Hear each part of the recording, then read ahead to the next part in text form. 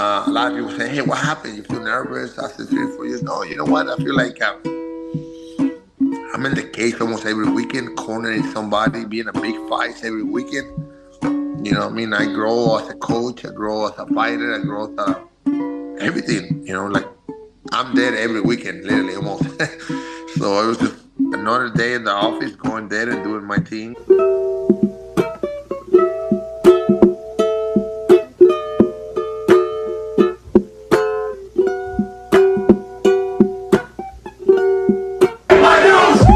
From MMA Island. Christopher de Santiago with MMA Island. Today I'm talking to the captain of the Fighting Pirates, former Bellator fighter Javier Torres, after winning his comeback fight last weekend after 4 years away. Javier, how's the gun today, man? Hey, bro, feeling good. Thank you for having me. Excited. I went back to the cage after 4 years. My last five, literally. I always say I want to retire at 36. I retired at 36. I came back. I'm 40. I came back just for myself. I don't have nothing to prove. Nothing to prove but myself. You know what I mean? And that's why I did this fight back, and I won first round by strikes. The guy tapped, dropped me with a knee in the body, and follow out with some punches in the top. You know what I mean? I feel like I was doing a double job, but you see the video, I was kind of like telling the referee, "Hey, this guy is tapping already like 7 times, bro. Keep punching him, or what should I be doing?" You know what I mean? I think it should stop and I was laughing because the guy tackled me. Dude, I'm already stopped. You don't need to tackle me, but it is what it is. It was a great fight, a great comeback. A lot of people say, "Hey, what happened? You feel nervous after 3 or 4 years?" No, you know what? I feel like I'm in the cage almost every weekend, cornering somebody, being a big fight every weekend. You know what I mean? I grow as a coach, I grow as a fighter, I grow as everything. Like I'm there every weekend, literally almost. So it was just another day in the office, going there and doing my thing. And like I was talking to Raya Faber actually in Qatar, and we trained together, and I got a real relationship with him. I feel I'm a leader by example. I'm a coach by example. Whatever I preach, I do it. Like I told my guys, we're gonna do spar with spar. I spar with them. I'm gonna say I'm gonna grapple with them. I do a lot. I teach a lot of because the feeling of feeling the pressure, understanding that. I've been in the game for a long time, and kind of that's why I feel like make me a great coach. Yeah, I mean, and that's what we've been doing. Hmm. I was actually at your last fight at Bellator 268 back in Phoenix.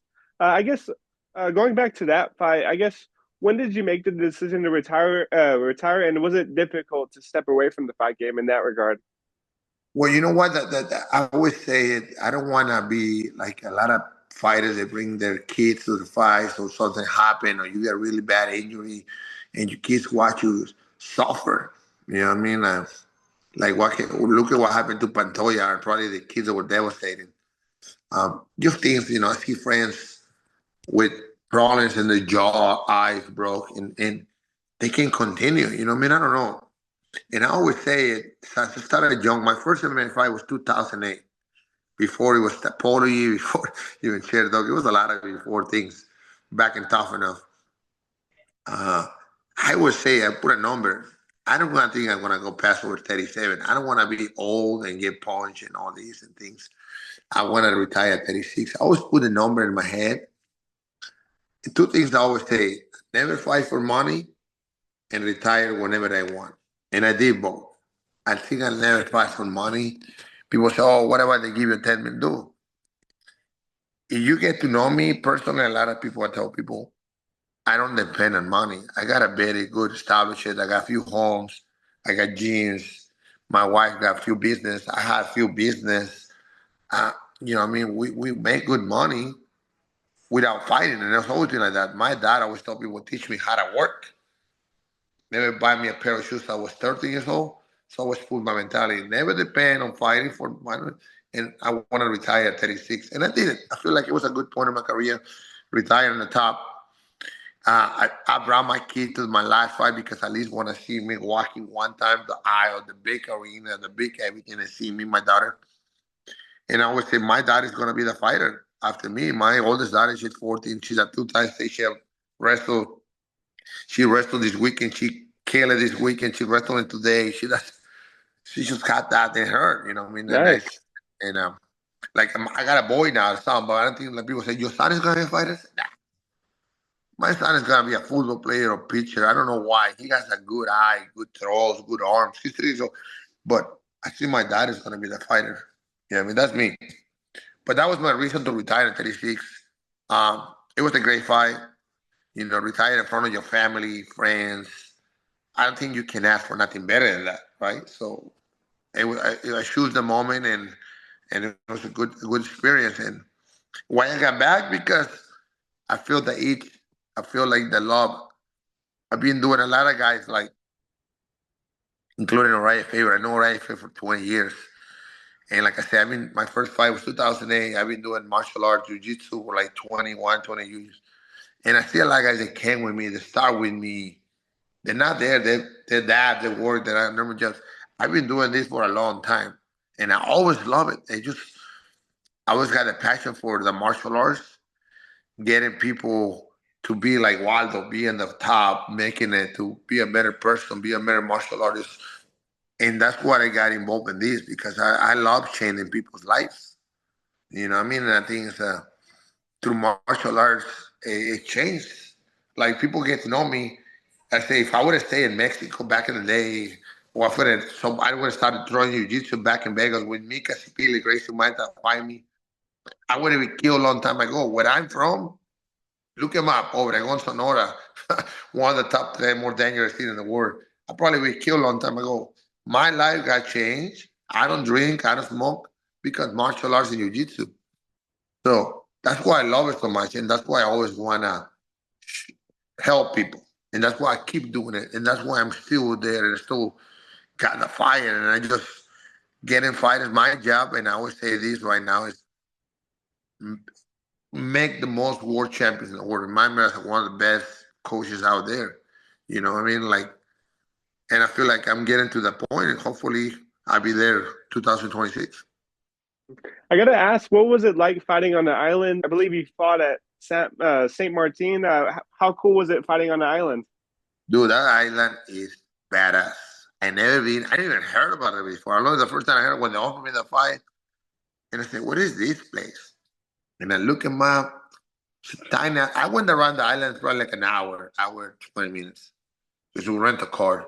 That is beautiful. You probably guys, a lot of people see the videos when you see the airplane going here, down, and going to the beach and going down. That's San Martin.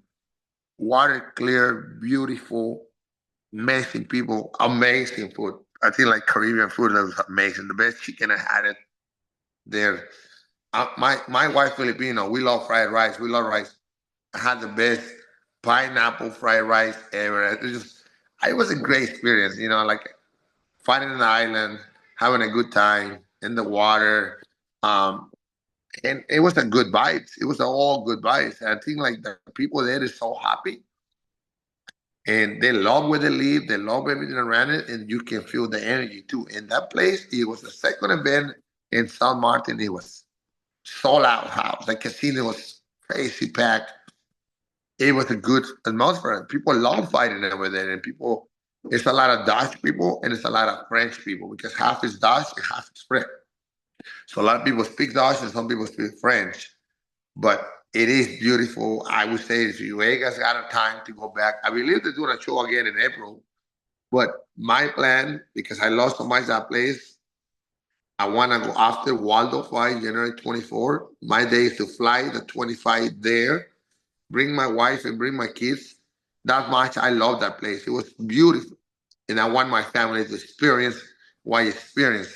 Clear water, and like taking another boat and going to another island. You can go to Anguilla in 25 minutes. You can go to another island. It's so cool, dude. It's just, I think That's anybody awesome. in life, you have time and you got the money, experience that thing that time at least one in your lifetime. You know? For sure, man. For sure. I love islands. I've been to Hawaii. I loved it over there. But yeah, I definitely got to check this out after you told me about it. Best. It's great experience, great food, great people, good vibes. I've been to Hawaii before my son was born. Price-wise, Hawaii is more expensive, I feel, than that place. You know what I mean? But I love both places. My wife is Filipino Hawaiian, so I love the place, but also that place is beautiful. I think, but that's why I want to bring my family back there, to experience that, because it's beautiful. It's amazing.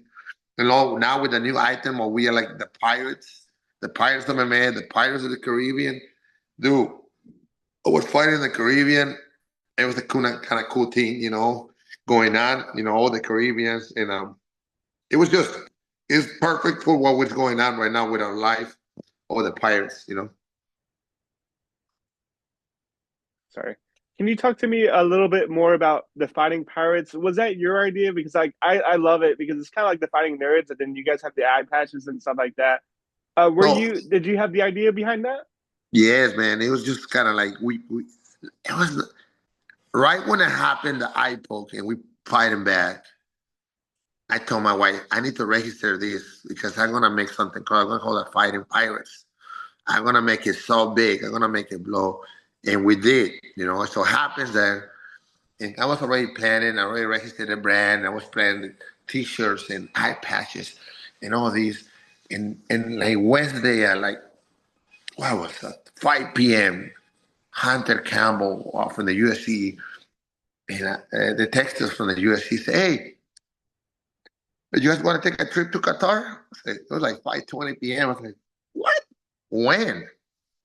In like 3-4 hours? Holy moly! Let me call Waldo. Let me see. Let me call Waldo and see how he feel because he was in Dominican Republic for like a week.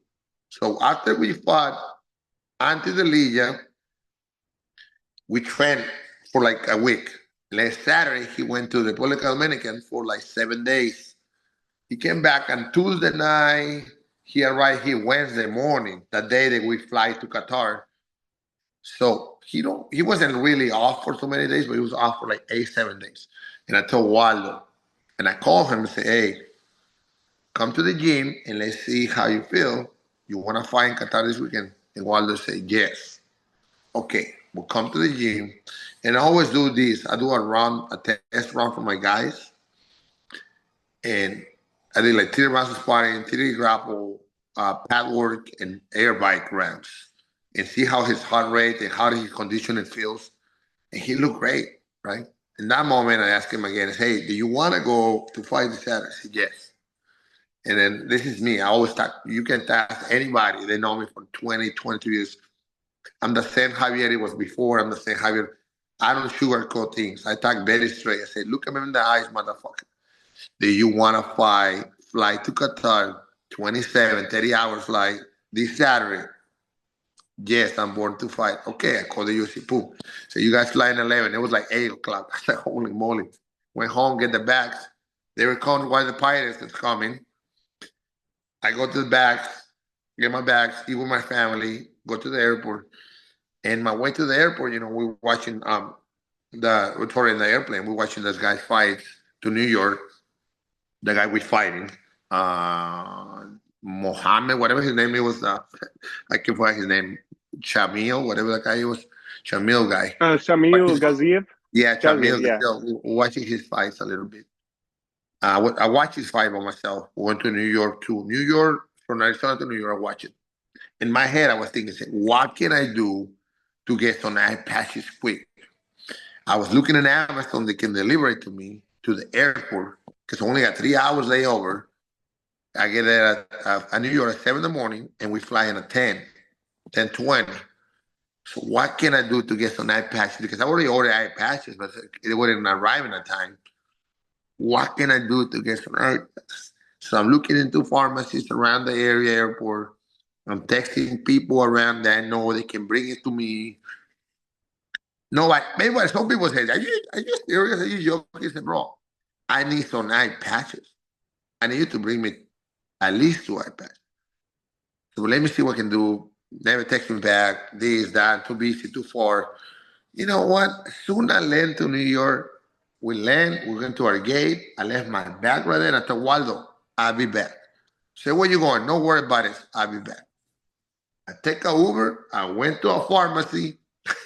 Get out of the airport. I just got 3 hours in New York, traffic, craziness. Get out of the airport. I went to a few pharmacies, finally find some eye patches. I got some eye patches. I bought some golden markers. Came back like 9:40. I'm already back crossing to go to the TSA, to go to clear. Waldo's calling and say, where are you? Say, we are boarding now. Say, dude, I'm passing the check. I'll be there. So where you went? I went to get some eye patches. And he said, cabron, like, dude, you always crazy doing things like this. Hey, I thought we have to do whatever we have to do. We're gonna blow this thing out this Saturday. After we knock this guy out, you're gonna put an eye patch, dude. You're gonna blow this thing out. And everything happened. We're going through everything. Make it really fast.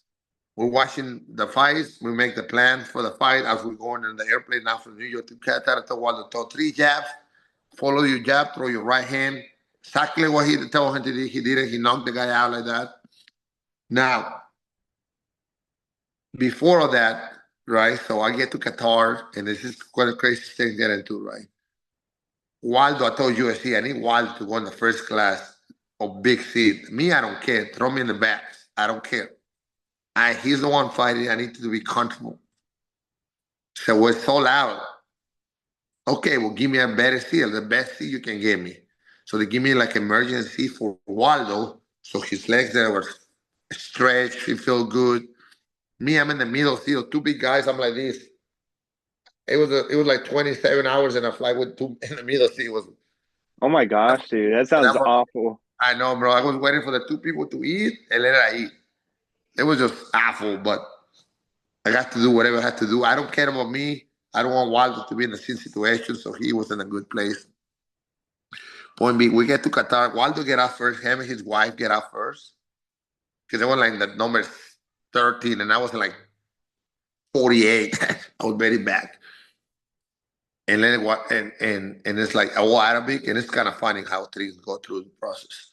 Everything's in Arabic, and I don't see Waldo and his wife. I'm like, okay, well, I asked somebody, and it said baggage claim up. Okay, well, I go up in the stairs, and I'm walking, and I go to the stairs. And then when I'm in the stairs, I don't see Waldo. I keep walking, I don't see Waldo, and I call this guy. I said, bro, where are you? Oh, I'm in the first level. No, you got to go to the second level. Second level is baggage claim immigration. We got to go there. They said, come up here. I said, well, walk back where we came from. I said, well, I'm walking back to the number 4, and it's closed already, and Waldo can go there. I said, well, go to 6, and I walked to 6, and we're talking on the phone. I said, I'm doing all this. So I was talking on the phone. They almost lost me in Qatar. People don't know about this. I was talking to Waldo, and so I said, come to 6, and we're in the 6, and I put my hand on the door like this, and everything's in Arabic. And that door goes, like emergency alarm? Entire airport starts beeping crazy. Now, in like 3 minutes, I got 3 guys that work in the airport and about 6 security guys, police coming to get me right here. I'm like this. It was like 7:47 in the morning, and the waiting was at night. We 30 minutes from the airport to the hotel, and we still got to cut some weight to make way. And I'm dealing now. I tell Waldo, oh, that was you? He told me, yes. Now, I call you back. I got to deal with this police, bro. I don't know. If you have to go, just go. If they put me in jail, I call UFC. I figure out, you got to go be there. They call, they can't take the thing, the alarm going on crazy, 12, 15 minutes, whatever it goes. Somebody asks for my passport, my ticket, they get it. I'm still waiting. I said, where? And I don't speak the language. I don't know what I'm doing. And I don't want to act all nervous. I don't want to. My head, it was like, I mean, run. But I'm in a country, I don't know what's going to. I was going to run, but they're going to catch me. I'm in the airport. I got to pass immigration. I got cameras. I don't know. They're going to cut my hands. I don't know what they're going to do there. I don't know the countries. You know what I mean? So it was crazy. But 3 more guys come in, and they call me to a room downstairs. And I was like, bro, what am I doing over here? Now I'm sitting in a chair with like 20 police in the room, and it's me by myself. And I got my bag, and I started checking my bag, and I started checking me everywhere. And I started explaining what I'm doing here. And by accident, I put my hand there. I don't mean it to press that thing. And still waiting. It's almost 8:40, dude. It's already like 8:37. The way it's at 9 in the morning. And we Wow. still going to drive to the airport. And Waldo's going to say, I can't talk to him and text him. Finally, they take me out. I got an immigration pass. We're flying from the airport to that thing. As we get out, we start running. We do pats, 3 rounds. We run back. He went to the bathroom. We run back, and we make weight. But we have because we put like 4 to 5 pounds on because the airplane. When you're flying. Point B. We cut weight. We did all these. Later on, everything goes through. Everything good. We eat. Now we day fight. We fight day. Now we come to the fighting Pirates fight. So I'm warming up Waldo in training. We did all this ready. And I said, oh, you guys are ready to walk next. And I was like, holy moly. I'm going to the bathroom. And I started in the back with markers, with the golden markers, start putting like 2 sources. Myself coloring right there, yes. And I put in like some scalps. And I put in another one with a FP, the Fighting Pirates. So. That's a great idea, man. I love it. And then Waldo was there. That's his thing. We celebrate. We happy. And I told Waldo, put this thing right now. And I told Michael Bisping right there, bro, I got an eyepatch for you. People was laughing because like, even Michael Bisping does. I see his good eye moving, so I know the other eye is not the good eye.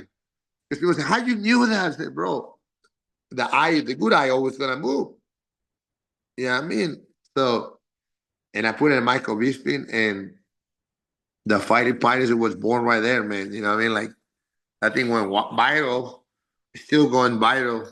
Everything where we go, like, people go, the Pirates, Wonders on the Caribbean, the Pirates of the Caribbean. You know what I mean? And people just love it. All my guys love that. You know what I mean? And now we are the Fighting Pirates. You know what I mean? We call it like the Fighting Nerds. We're going to be the Fighting Pirates. We're going to be working with patches, and we're going to be creating the item of the Pirates. You know what I mean? And like the thing about it, and of course, the pirates, for Mexicans or Hispanic people, pirate or pirata means somebody crazy too. So it kind of goes with it. You know what I mean? It got a really good vibe about it. Now we got patches. We created merchandise like shirts, the Fighting Pirates. People love that stuff. You know, it's going a little bit viral, that thing, you know? It's awesome to see. That's how it's created. At the moment, the 2 eye patches in the airport, New York, to the Qatar, right in the bathroom, I color it, and the next story. Mm-hmm. Is your next fight in the Caribbean, and is it this weekend or is it next weekend, Javier? Oh, bro, this Saturday. Wow. What was the decision to take another fight? Because I believe you were like double booked before your last fight, right? Yeah. Well, I was waiting for this one too because I want to first. How do I do my first fight? I don't want to try to hurt, punch now. You are the first person I even told you about I'm fighting again on Saturday. I was waiting for Waldo. I don't know if Waldo's gonna fight December 13th because he wants to fight December 13th. You know, he told the UFC. We told the UFC he want to do 6 fights this year. This is the last year of the year. He still hopes to fight this weekend. I told you right now. We trained this morning. He say somebody happened. I fight this weekend. He said Waldo. He's like that. He wanna fight. He's a very active person. He like to fighting. Like I said, he say I'm born to fight. But that's why I was waiting. Right now I don't hear nothing from the UFC. Like I said, nobody told me anything. So we still good. So I'm gonna fight December. Now I'm gonna fly all the way to Honduras. It's in Central America, you know what I mean? Central America. The promotion is UCC. They do a lot of shows. They do shows in Guatemala, Honduras, Panama. They go a lot. They go Mexico. They do a lot of shows everywhere, you know what I mean? But I'm going down there, and this one, it was a 205. This one I'm going to do on heavyweight. And if everything go well, I might be doing another fight. I just say I'm going to do 3 competitions, 3 fights in 3 weeks. I don't care what it is. It can be a boxing MMA.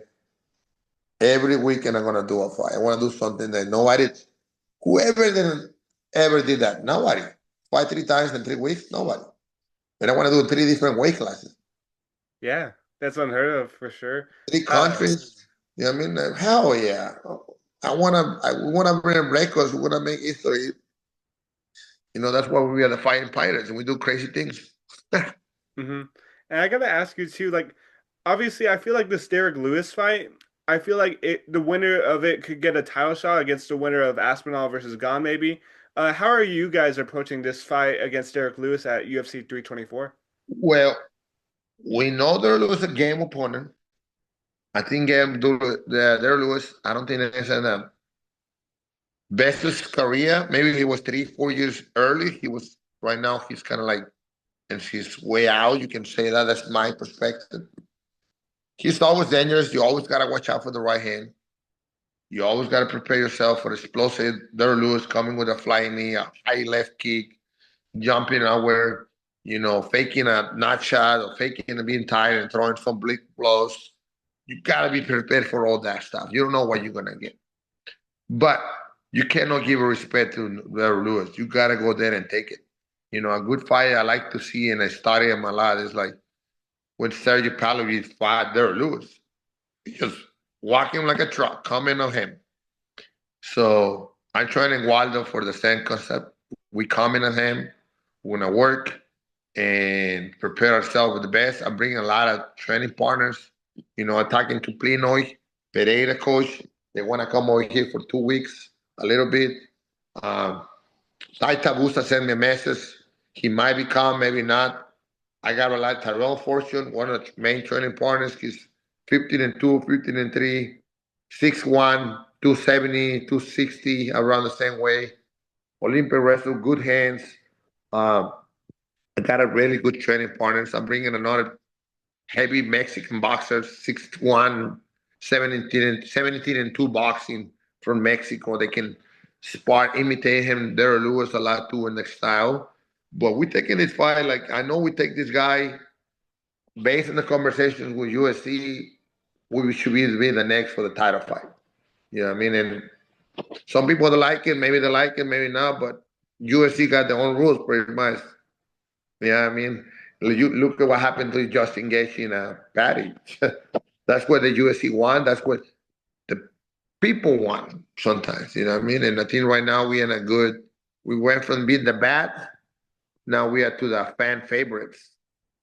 You know what I mean? And I think that says a lot. You know what I mean? Like having a call from Dana White on FaceTime. Hey, good job, kids. You guys doing a great job. Hunter Campbell texting us, hey, you guys doing an amazing job. We love you. It feels good. Now you're doing a really good job and you're in a good hands now. You know what I mean? So I think we're going in a good way. Our main preparation, of course, is the 24th. Get in there, Lewis, get it finished. Biggest car of the year and get a hand race. Javier, well, I think that's all the questions I have for you today, man. I just want to thank you again for the time. I'm really excited to see your next fight next weekend.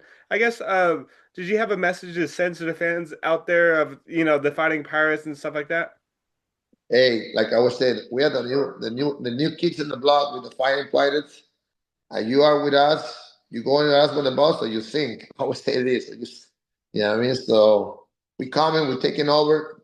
I know my biggest fighter, Javier Reyes. We're coming with a big fight news soon. Javier Reyes now first, the only Colombian in the UFC right now too. You know what I mean? And he's gonna break it too. So we're coming up there, and we love you. Thank you for always supporting me, and hopefully we see you guys in United 24 Las Vegas, or if you guys in Honduras. I was all see you guys this weekend up there.